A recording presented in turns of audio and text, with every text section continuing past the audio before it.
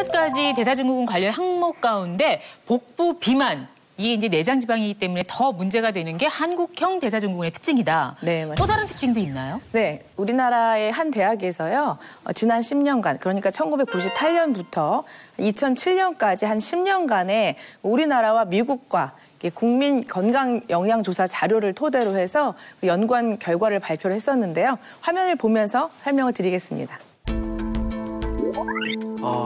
이 5가지 아까 강조했던 그 기준 중에서 제일 첫 번째 차이는 복부 둘레, 두 번째는 중성지방, 세 번째는 낮은 HDL, 이 3가지인데요.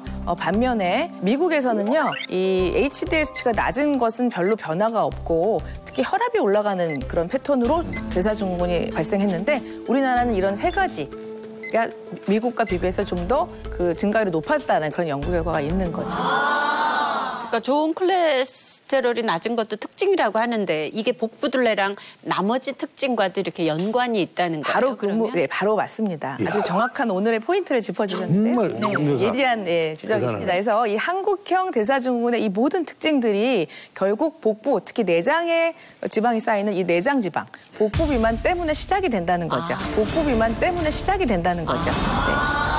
자, 내장 지방이 많이 쌓이면 중성 지방이 올라가고 또 좋은 콜레스테롤 수치가 떨어지는 이런 연쇄작용을 일으키는데 제가 이제 판례를 보면서 이제 정말 차분히 잘 설명을 드리도록 하겠습니다. 네. 자, 뭐 인체가 쭉 있고요. 내장 지방에서 이제 얘기가 시작되네요. 네, 맞습니다.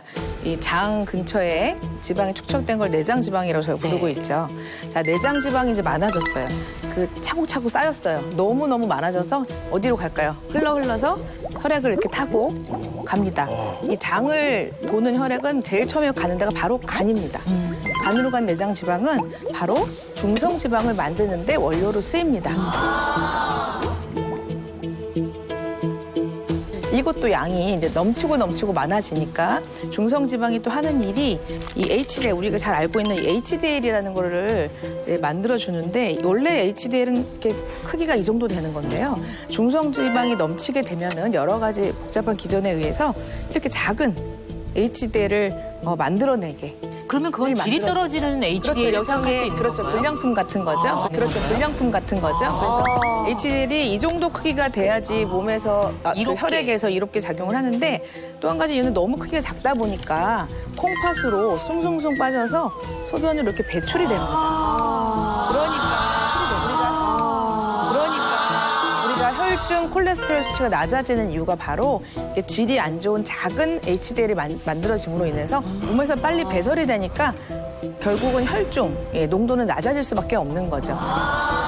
이게 진짜 참 문제가 되는 게요. 이제 중성 지방이 높고 그다음에 좋은 콜레스테롤을 알려져 있는 HDL 콜레스테롤이 낮은 이런 상태를 이게 바로 이제 한국형 대사증후군의 중요 포인트고 서양인들에 비해서 문제를 더 크게 일으킬 수 있다는 거예요. 원래 서양 사람들은 이 LDL, 나쁜 콜레스테롤이 많아서 혈관에 문제를 일으켜도 HDL이라는 좋은 콜레스테롤도 많기 때문에 그걸 잘 치워줄 수가 있는데 한국 사람들에서의 문제는 LDL이 높고 또 내장지방, 중성지방이 많아지면서 뭐 찌꺼기도 자꾸 만들어지고 이런 상황이 됐음에도 불구하고 좋은 콜레스테롤 HDL이 작고 일을 제대로 못하는 적은 양이기 때문에 이걸 쉽게 치울 수가 없다는 거죠.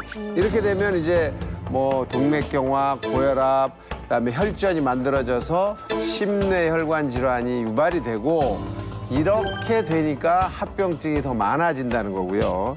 또 이 중성지방이 많다는 뜻은 혈당에도 영향을 줄 수가 있습니다. 영향을 줄 수가 있어서 당뇨의 유발도 이 중성지방의 높은 것들과 연관이 있다는 게 알려져 있기 때문에 문제가 되는 거예요.